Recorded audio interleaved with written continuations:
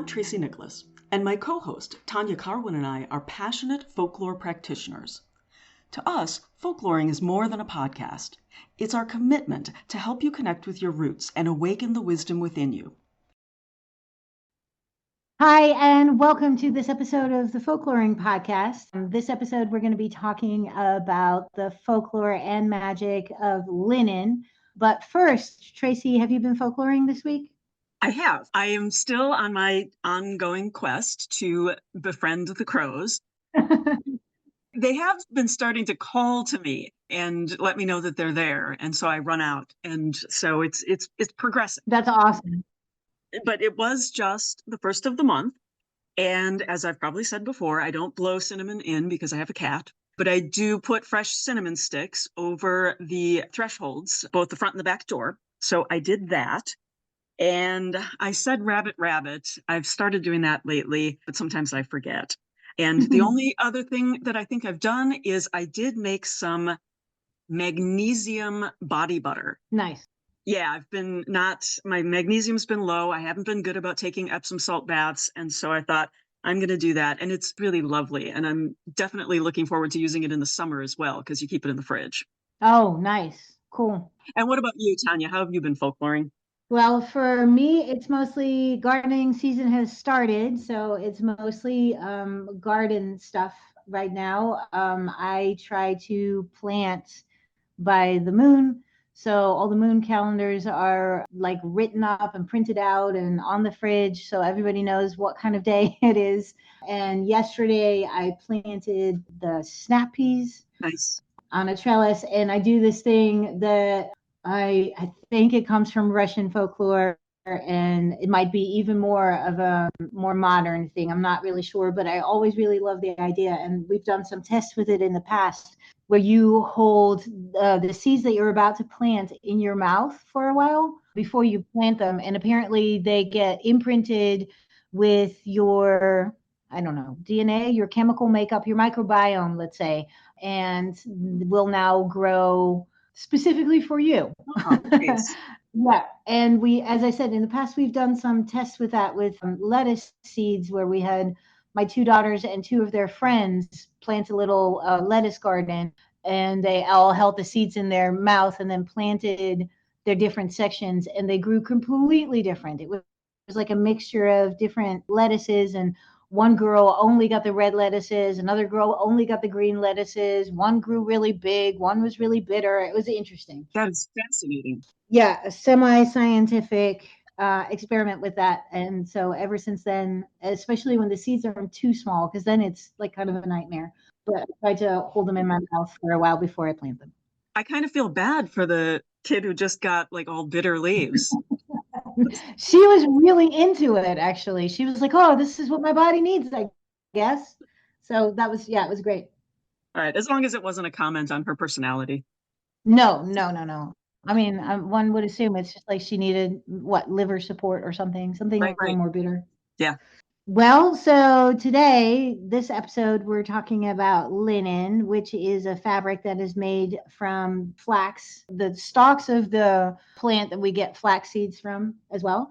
And why we're talking about linen is that it's not just a fabric. It's one, if not the oldest woven fabric that we know of. And it's a reminder of our roots and our traditions and the stories that shape who we are. So if we look into history, in the folklore of linen, we're looking back at generations, like many generations and thousands of years of this fabric being produced.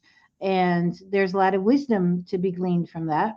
And it connects us, especially natural fabrics in general, and linen specifically, it connects us to a natural world and our place within it. And it's interesting, a lot of us these days wear synthetic clothing, and if we don't, it's often cotton, which doesn't grow everywhere. And linen is one of the flax is one of the plants that grows in so many different climates. So it was kind of all over the place back in the day. And because it's such an old fabric, it also has so much folklore attached to it, specifically surrounding protection, luck, and happiness, and so many goddesses. associated with it. And it's an interesting one, I find, because it is so strongly associated with the feminine in the folkloric record. Right.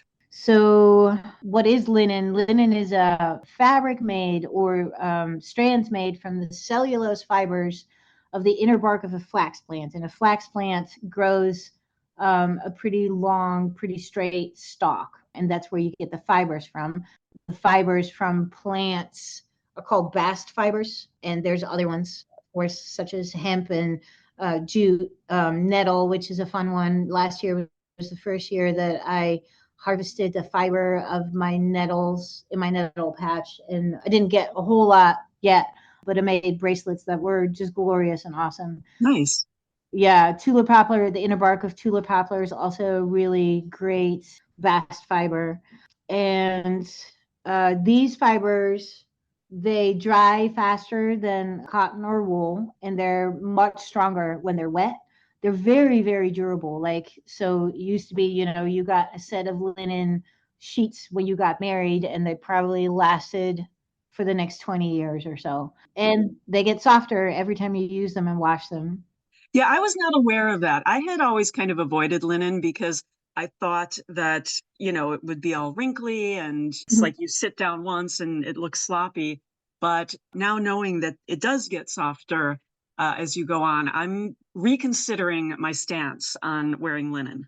I think it also really depends on what kind of fabric is woven with the linen. Like the thicker, kind of heavier fabric tends to have more of that like hard crease in it, like the fabrics that you often see in like fancy restaurants for tablecloths or napkins. Right. They like have sharp creases, but the lighter linen fabrics, like the ones that we have, linen sheets, and I have a bunch of linen clothes, that's all like it wrinkles, but it has that soft, puckery wrinkle to it as opposed to sharp creases. Sure. And we're going to go over some of the different types of linen weaves, and we can talk a little more about that. Yep. One of the things about the preparation of the bast fibers is that it is a long process. The fibers need to be separated from their stems and then prepared for spinning in like a multi-step process. Yeah, and we can go over very quickly those steps. So you remove the leaves and the seeds, and then you separate the outer stalk from the sort of soft woody interior. Yeah. And then you take those stalks and you break them up. So basically, it separates the outer fiber, which you can't use from the usable inner fibers, right? And so you break them to get to that interior. Then you comb them into thin strands, which is also called heckling. Yep. Next thing, you spin them, and maybe you're going to use a foot-powered flax wheel. Obviously, if it's industrial, it's they're using massive machines for that. And then you put them on reels and you dry them. It's a lot of steps and it's arduous to do, I think, when you're doing it by yourself, but it's pretty straightforward. Yeah. Another thing that comes with spinning flax is that it's often spun wet. So traditionally, women would have like a little bowl, or they would just lick their fingers while they were spinning, which is also just very different from spinning wool, which you spin dry. Okay. Another thing about linen is that it is resistant to infestation of like moths or beetles like cotton or wool. Definitely wool would be, because there's no animal fiber, there's no keratin, which is going to attract those insects. Yep. It is also, because of that, harder to dye than an animal derived fiber. It can naturally dyed. It can totally be done, but wool tends to be a little easier, or silk. Is it harder to get the vibrant colors, or is it harder to get the color to just take it all? Both. So when you dye wool, there's usually only a one-step mordancing process. And for linen and cotton, it's usually a two-step, like first a mordant and then a tannin, or vice versa. And then you can start dyeing. Then still often the colors are not as bright, although you see examples that are just like amazing. But yeah, it's a little bit more difficult and a little bit longer process to dye linen.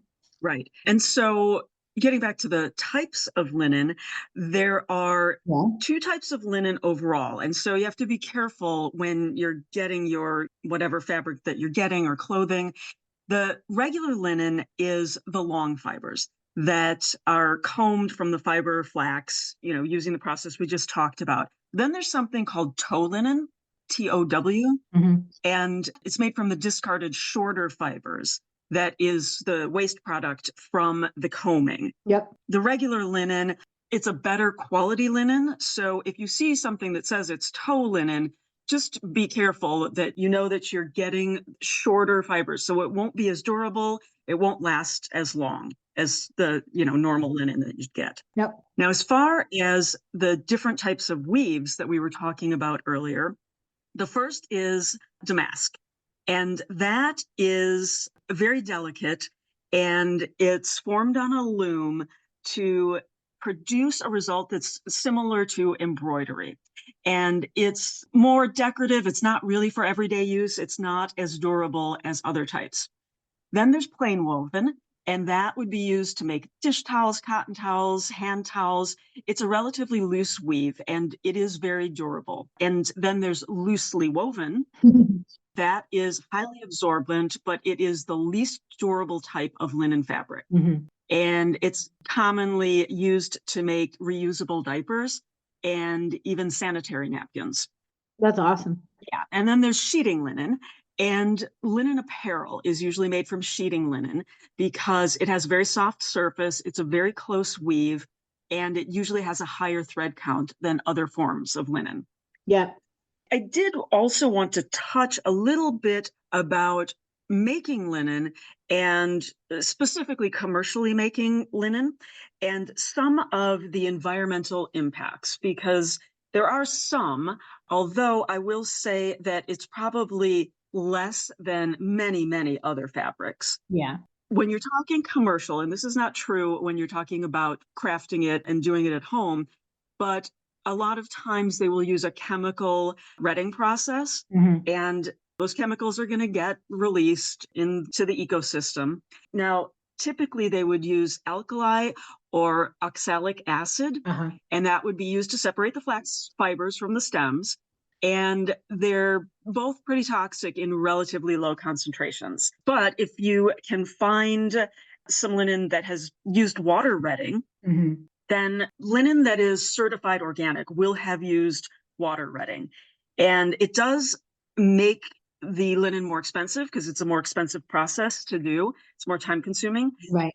And when they're talking about growing the flax, is their expansion of agriculture areas into wilderness areas that would have not been made into farmland otherwise. But the flax plant does grow on a yearly basis, and it doesn't demand significant amounts of water. So there's that. And if you're talking about textile workers in general, the vast majority of textile workers are paid very little around the world, Yep. and they have to endure really horrific working conditions.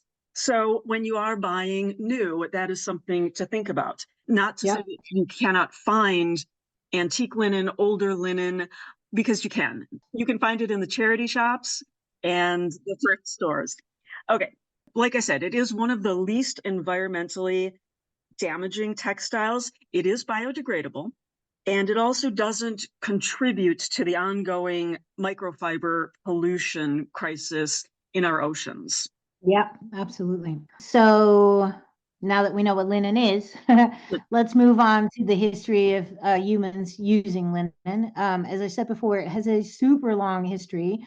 And because of that, a lot of folklore is attached to it. We find one unique finding of wild flax fibers from a series of upper Paleolithic layers in a cave in the foothills of the Caucasus in the Republic of Georgia. And that shows that prehistoric hunter gatherers were using flax and linen for making quartz, for hafting stone tools, weaving baskets, and maybe sewing garments. We don't know that for sure. The radiocarbon dates there demonstrate that the cave was inhabited for different periods between 32 and 11,000 years before the present. And you see spun, dyed, and knotted flax fibers are common in that cave. So that's when we find linen being made into string. We also find linen being made into fabric is very old, with examples dating back 10,000 years. That was probably from stands of wild flax and not yet domesticated or planted by people. But it was also one of the first crops that was cultivated in the Fertile Crescent, probably as far back as 7,000 years before the Common Era. And we find linen artifacts from the Dead Sea as far back as 6,000 before the Common Era. The earliest linen artifacts that we have found in Europe date back to about 6,000 years ago, 4,000 BCE, in the Swiss lake finds, where a lot of textiles were actually found deposited into lake sediment. So it was preserved really well. It was probably the Babylonians who first started weaving flax. And they are credited with starting the linen trade. There was always a big trade in linen. And it was, of course, the Egyptians who are known for their use of linen in the ancient world, where it was used for clothing, but very famously as wrappings and shrouds for their mummies. Right. And also at this point, I think that the oldest known existing piece of clothing was the Tarkan dress found in Cairo. Yeah. And that is over 5,000 years old, and it's made of 100% linen. Yeah, that's awesome. And speaking of the oldest known material, linen is used in the oldest composite material, and it's known as linothorax. And it was worn by Alexander the Great when he would go out into battle. And it's basically about 15 to 20 layers of linen soaked in flaxseed oil to create sort of a lamination and make like a hardened piece of armor. Yeah, that's awesome. If you are at all interested in more of the history of linen, and there's a phenomenal book that you should read anyway, but it's called Women's Work, The First 20,000 Years. It's by Elizabeth Wayland Barber, and she goes into the use of linen in history quite in depth. Linen continued to be a staple of clothing in the Western world for, pretty much up until the modern time. It was commonly used for undergarments and sleepwear for all the classes in Europe, because at that point, you didn't really have access to any other fabrics that were really nice and soft right next to your skin. So you might have woolen outer garments, but your undergarments were often made from linen. It was also woven into bed sheets, napkins, other household fabrics. And during the Middle Ages, the term linens became synonymous for household items such as beddings and tablecloths and towels, and we still use that. Yeah. And I do think, we had talked about the process, and I think that manufacturing linen is a very time and resource intensive, more so than cotton. And I think that that has led in part to a reduction in popularity of it, and why a lot of us use more cotton, even though it wicks moisture away more effectively, and it is a very comfortable thing to wear. Yeah. The etymology of linen, it comes from the Old English lin, which is from the Proto-Germanic linam, which is probably an early borrowing from the Latin linum, which means flax or linen. And in the Greeks, we find linon, which is from a non-Indo-European language. So that is, I always find that interesting. It is a indigenous European word. Huh. So before the Proto-Indo-Europeans came over from the steppes, we already had this word, and one would assume that maybe they didn't have linen on the steppes, or they didn't use it as like that. Maybe they didn't produce linen fabrics themselves, and so the word, they didn't really have a word for it. So the word became borrowed from the Neolithic Europeans, which I always find interesting. So yeah, the cultivation of Europe is very, very old. So probably pre-Proto-Indo-European. Yeah, I think it's also interesting to note that there were a couple of other terms that arose from the word linen. And the English word line, they used to use linen thread to create a straight line. And so that's where that word came from, using that linen. Nice. And it's also related to the word lining, because linen was used a lot, because it feels nice. And the French word lingerie originally only meant underwear made of linen. Oh, that's cool. Yeah. The use of the word linen declined after the mid 1800s, but interestingly enough, has seen a dramatic upswing in recent years. I'm not sure why that is. I know it's like way more hip to be wearing linen dresses or get linen sheets and stuff. So I'm all for it. There's this interesting little tidbit of history where before the Revolutionary War in America, spinning bees were held by the women. They were spinning flax, and it was like a way to protest and showcase their independence from British goods. So the idea of like, look, we can provide for ourselves. We don't need your cotton. We can spin our own linen, which I thought was great. And, you know, one of those ways of protesting or activism that has so much folklore attached to it. Sure. And one thing to know, which was a surprise to me when I first found this out, sheep used to not have wool. Sheep used to have hair, like goats have hair or horses have hair. And somehow, about 6,000 years or so ago, is only when they began getting bred for wool. So most of the spinning and weaving that was done before 6,000 years or so ago was all done with bast fibers such as linen. That is fascinating. I had no idea What? that sheep weren't always like that. Mm-hmm. Like, so if basically linen is the fabric that you have, this is what you clothe yourself in, it becomes like central to your culture. And so a lot of deities are associated with linen as well. And one we see in folklore, in the folkloric records, you see one of the most common themes around linen is that it was a gift from the goddess or a goddess who taught humans how to cultivate, process, and use it.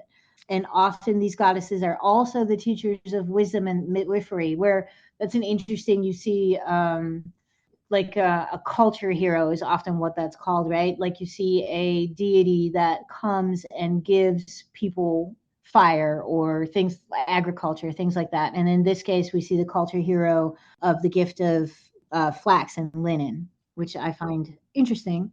I have had a hard time finding any sort of male representative in this situation when it comes to linen. You do see often in some like Mesopotamia and Egypt as well, you see that men are the weavers. And so they do work with linen quite a bit, but the production of the fiber and the spinning of the yarn is almost always female. So we'll see a lot of goddesses as opposed to gods here. So we have Laima, who is from Lithuania. She was the patroness of fate, childbirth, and weaving, and she gave linen to the people and taught the women how to use it. She always wore a linen dress that had the symbols of the sun, moon, and stars representing on it. Mm-hmm.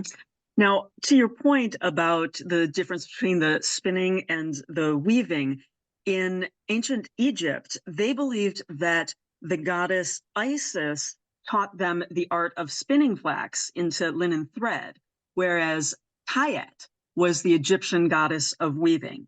And Tayet was also associated with the mummification process. And the name is thought to have come from the Egyptian word for shroud. So again, her name is linked to linen bandages used to cover the mummified remains, and to protect and cover injuries. And so Tayet became the goddess of purity and cleanliness, and linen was considered a sacred fabric associated with purity and rebirth in ancient Egypt. Yeah. Another spinning goddess that we have is Frau Perchta, also called Spinnstubenfrau, which translates to spinning room lady. And we talked about this, I think, around the New Year, that all unspun flax must be completed by Epiphany or Frau Perchta, but I really want to keep saying Spinnstubenfrau.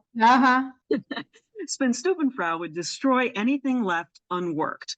And so you'd lose that flax. And it had to be completed by that time because after the Christmas celebrations, the upright loom was put together And so that made it the beginning of weaving time. Yep. Also, Spinnstubenfrau is associated with general messiness in the home.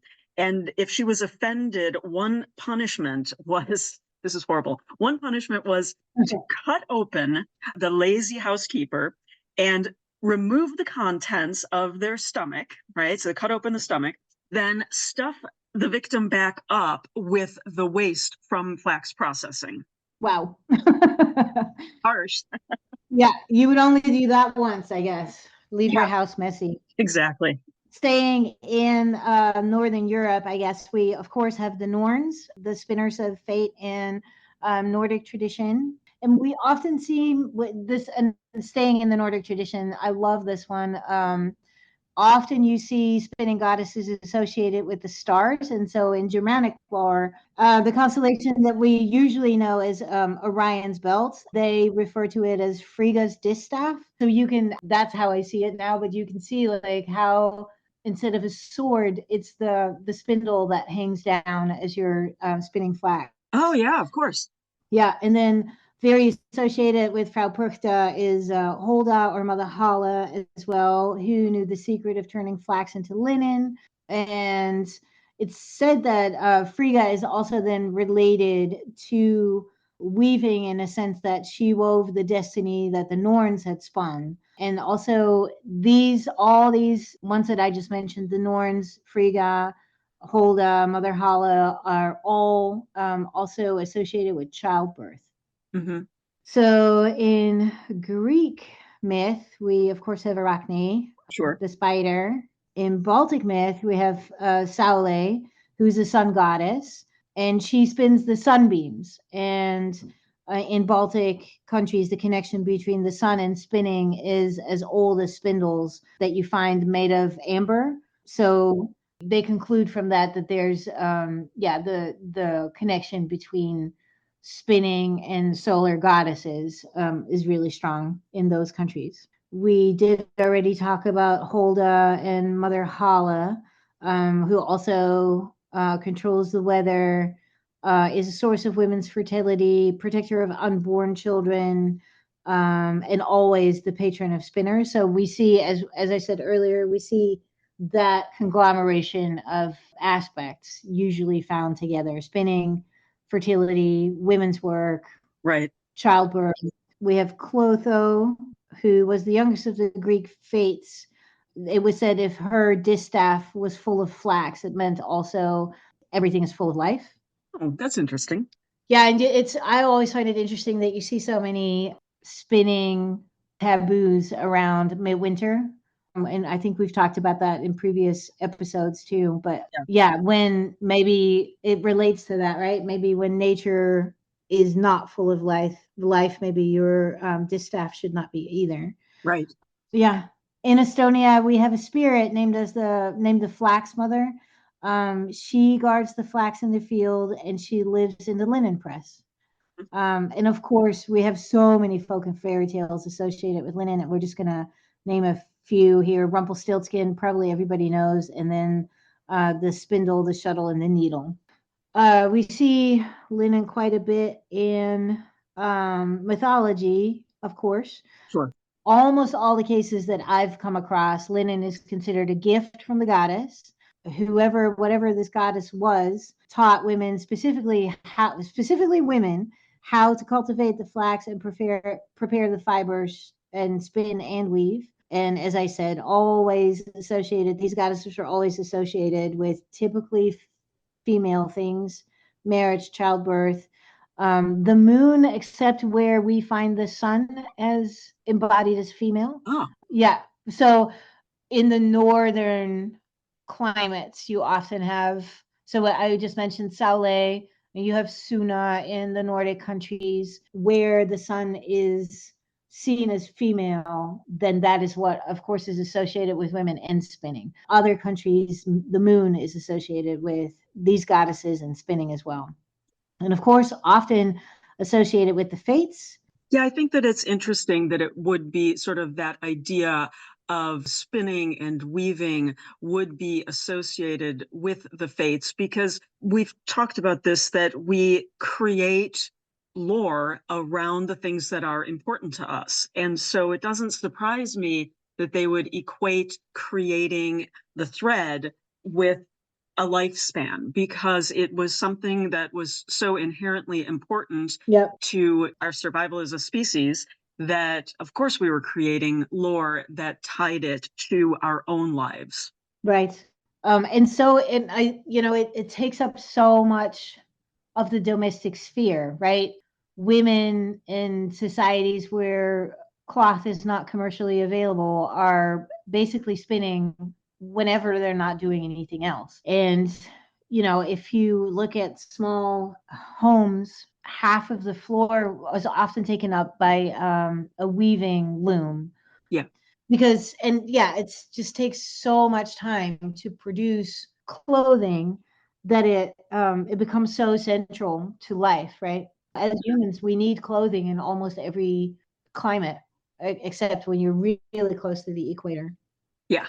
In Norse mythology, we see how the goddess Frigg was very much associated with linen. She was the patroness of weaving, marriage, and motherhood. She had a special distaff with linen that she used to spin the threads of fate for all living beings. She also used linen cloth to make oaths and contracts with other gods and creatures. And she also made a linen shirt for her son Balder, which was supposed to protect him from harm. In looking at Greek mythology, there is a story about the wife of Odysseus, and her name is Penelope. And she's often associated with linen because while Odysseus was, gone in his long absence, she had suitors starting to call on her saying he's never coming back. So what she did is she would weave a burial shroud every day for Odysseus, and then she would unravel it again at night to delay the suitors. And she would say, well, I can't mourn because I haven't finished this burial shroud, right? And yeah, I found that kind of hysterical because, you hear stories now from women, various women, that if they say no to a guy and he asks her out, they say no, and he'll be persistent. And then she'll say, well, I can't, I have a boyfriend. And they respect that. And so they respect the guy, right? This imaginary made up guy or invisible guy more than they respect the woman saying, no, thank you. Interesting. Yeah, this story just tells me that that has always been the case. For real. I always looked at it as such a beautiful, because she knew, she had a feeling that he wasn't dead, that he was coming back. Yeah. Such a beautiful example of like loyalty, even under so much pressure, right? Because back in those days, a woman really had to be married. Yeah. Yeah, beautiful. We're going to take a little look at linen in folk magic and folk medicine. As we have already pointed out several times, it's traditionally very strongly associated with everything feminine. And another common theme around linen is that the material could ward off evil and attract good luck. Linen was used to make protective charms, such as the solvanda, which is a sun turner. It's a linen cloth that was embroidered with a sun motif and hung on the windows to catch the sun's rays and keep away the darkness.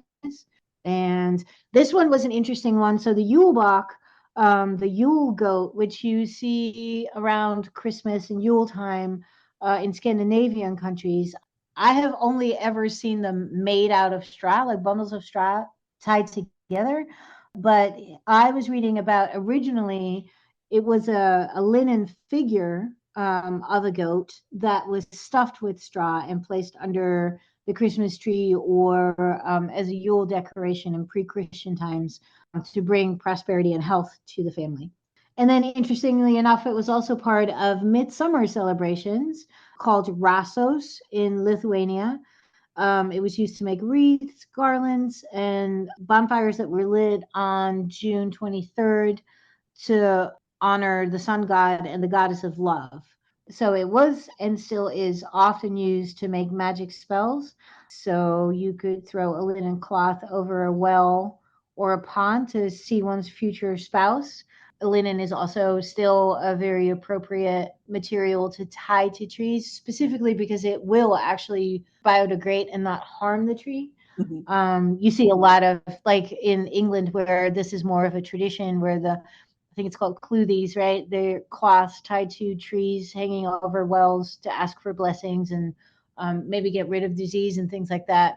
Now there's towns that have yearly cleanups because most of the materials tied to the trees are synthetic and will not biodegrade and so harm the tree. Oh, that's terrible. Terrible, yeah, terrible. And so traditionally, it was linen that you used for that, and it's a completely appropriate item for that. Sure.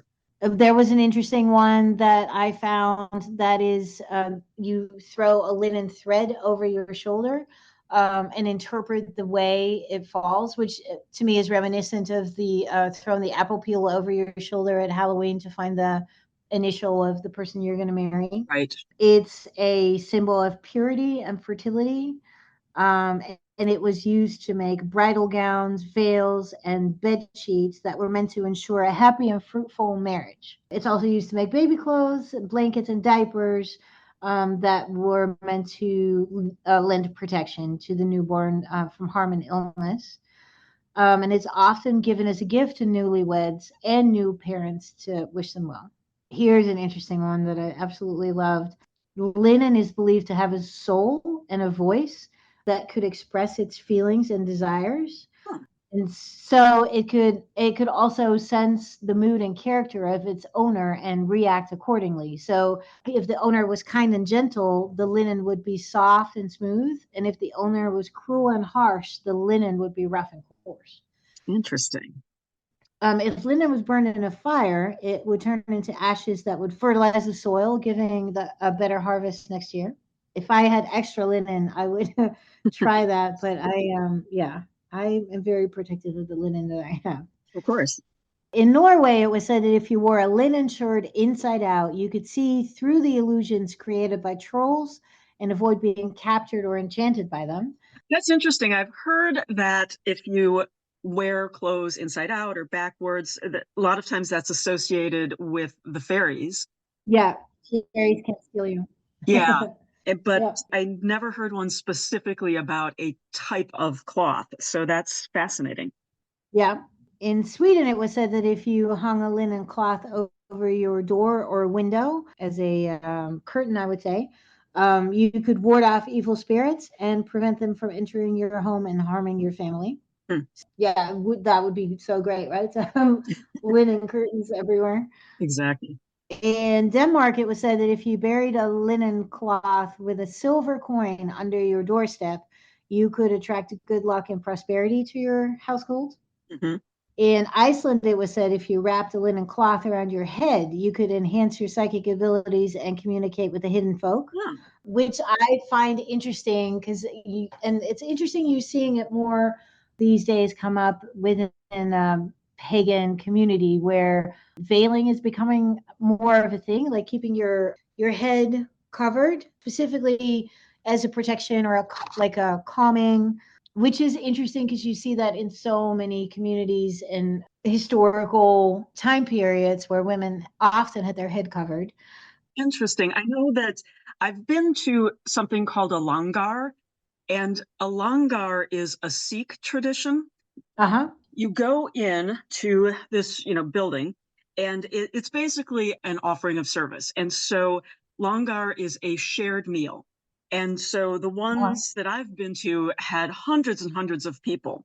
So you just go sit down with whoever. But when you went in, and they would come around and serve you, right? And so that was the offering they were giving. They were serving you this meal.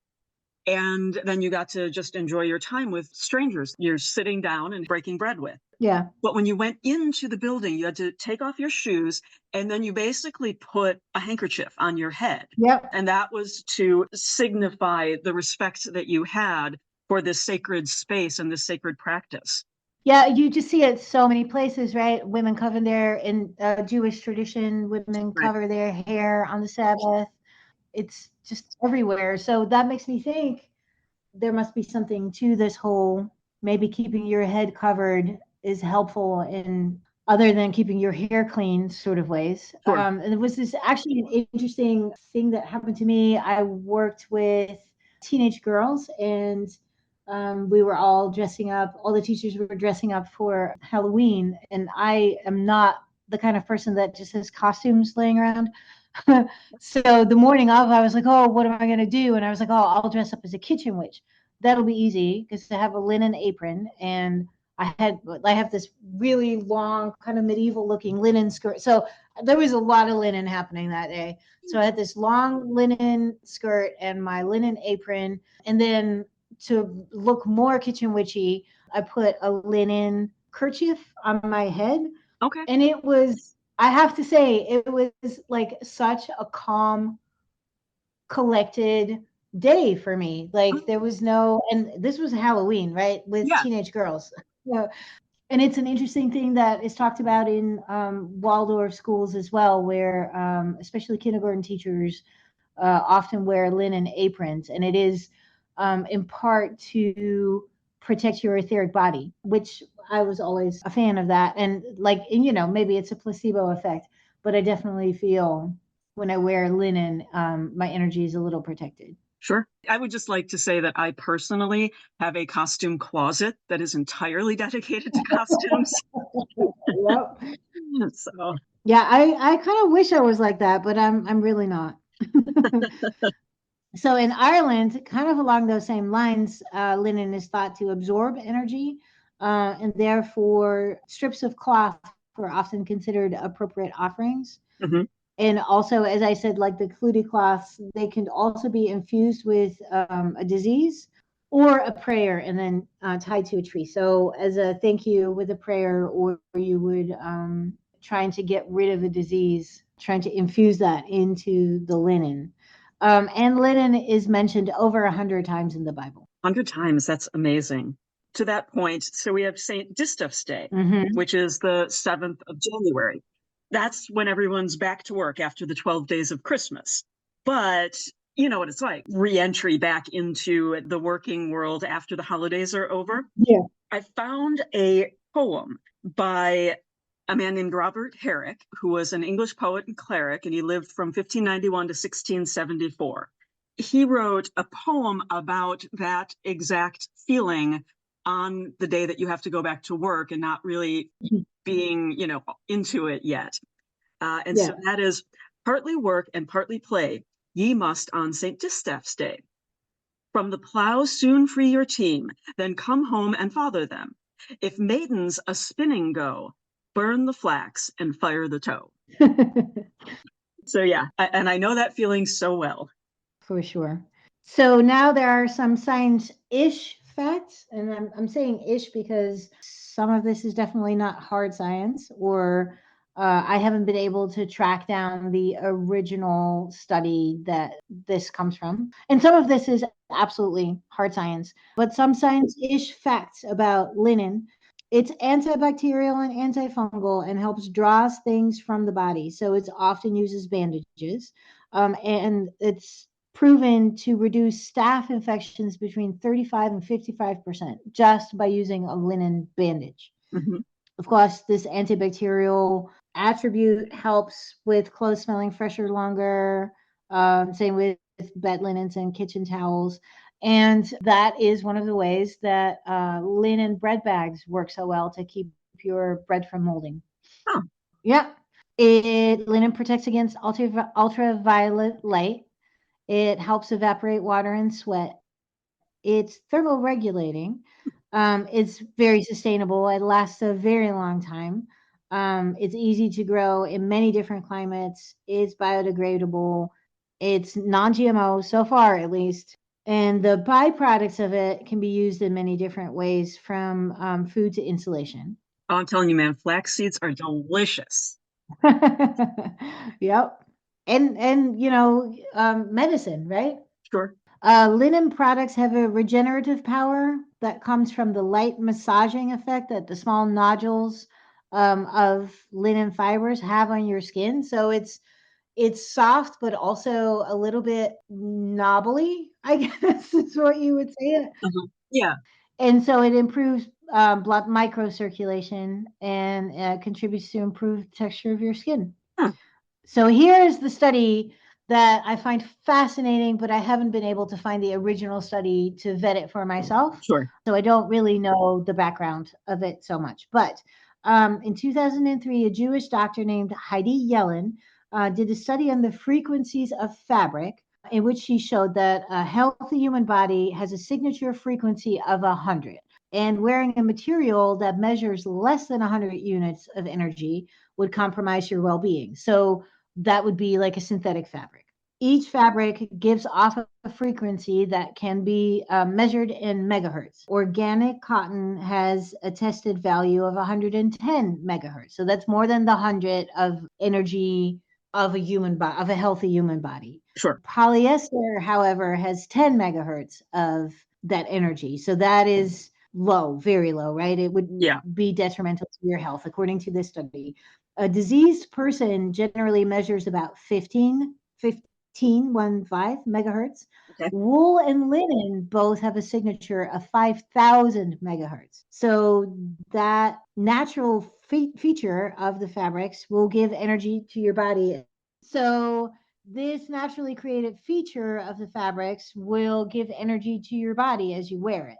But the interesting thing is that you're not supposed to wear linen and wool together, as the frequencies run in opposite current directions. So if you wear them together, the two frequencies will cancel each other out and bring you to a zero. I find that an interesting thing, that both in the Old Testament of the Bible and in the Torah, there's a mention of not wearing linen and wool together. And again, like, I find this fascinating, and I hope it is true, but I haven't been able to find the original study. Yeah, I'm going to fall on the side of kind of skeptical on this one for a couple of reasons. One is that everything that I found about this at all, this entire concept, all pointed back to the exact same study. And as you said, can't find the actual study. So that says to me that there may be a lot of repeating what somebody else said and down the line, and everybody's kind of repeating the same information or misinformation. So that definitely makes me suspicious. And with no knowledge of how this study was done, I mean, you said it was 2003. Yeah. So you're telling me that in the 20 years since, no one has tested this again, no one has found the same conclusion again. I find that very hard to believe, because that's a long time in, the idea of scientific study. Yeah, for sure. I will say, however, if linen is antibacterial, antifungal, if it's helping wick sweat away from your body, if it's thermoregulating, and it does have those little bits of texture that are micro massaging you, and again helping with that, all of that would make you feel better. Yes, for sure. And so I think that the process, whether it's, what this doctor came up with about the energy, I think that the effects are probably very real based on all of the other science. But since that particular science has not been repeated, I'm going to do something very unusual for me and be the skeptic on that one. No, I absolutely agree with that. It is just the study, or this keeps coming up when you're starting to look at kind of energetic qualities of linen. So I felt like I wanted to mention it. Sure. And I do want to say that there's probably zero money to be made of a study that looks at the frequencies of linen. And so it might be very hard to get a study like that funded. Here's the other thing I will say. As I was looking for this, a lot of the different websites that were quoting this study and talking about this study were people who manufactured and sold linen. Yeah. Yep, for sure. Well, maybe somebody out there actually knows the deep dive on this. That would be interesting. Yeah, I'd love to hear about it if anybody does know. Yeah. So let's finish off this episode with some ideas of how you could incorporate linen into your own folkloring journey. Sure. You could grow a little patch of flax as an offering or devotion to Mother Hala, the Norns, or any of the spinning goddesses.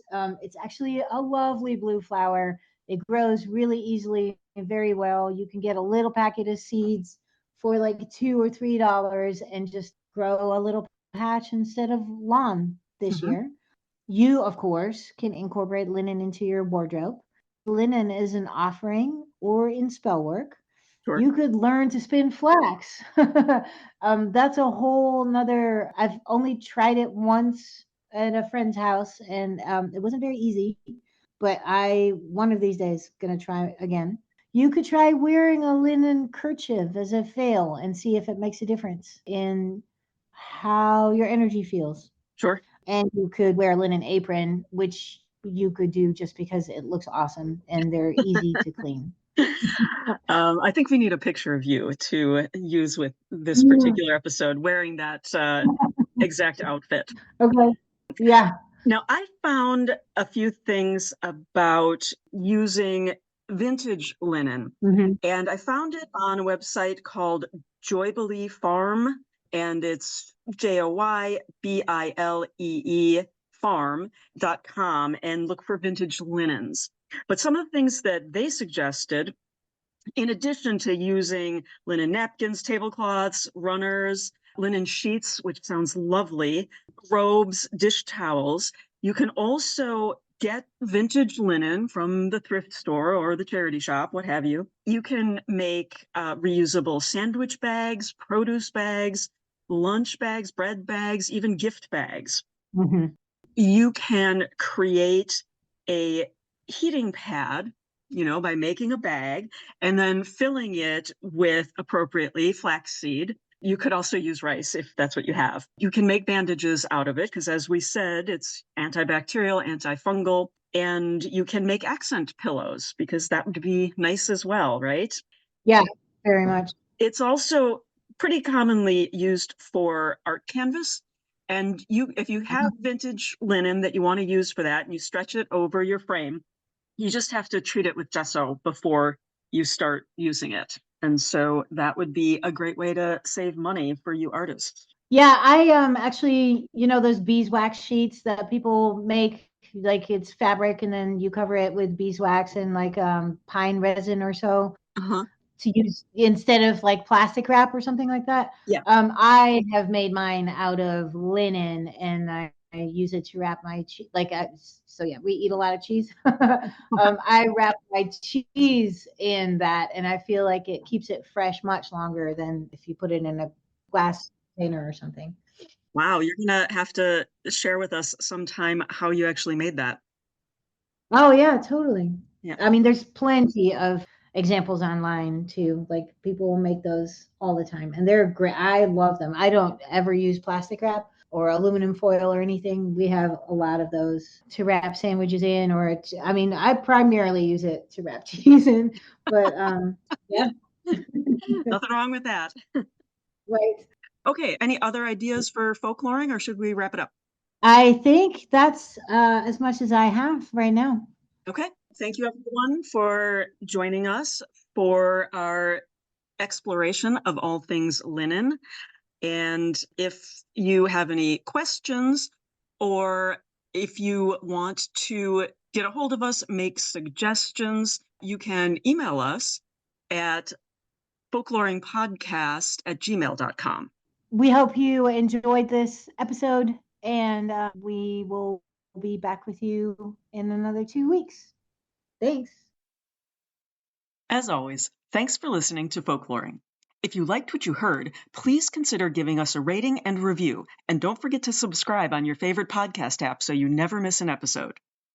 If you have any questions or comments, or would like to suggest a topic for a future episode, please email us at folkloringpod@gmail.com or message us on Facebook or Instagram. You can find Tanya at Folklore Home Companion on Instagram, where she writes about European folklore and traditional life. You can find Tracy at the Folklore Podcast as the theater, film, and storytellers correspondent and producing the Stories from the Hearth podcast. Hope to talk to you again soon.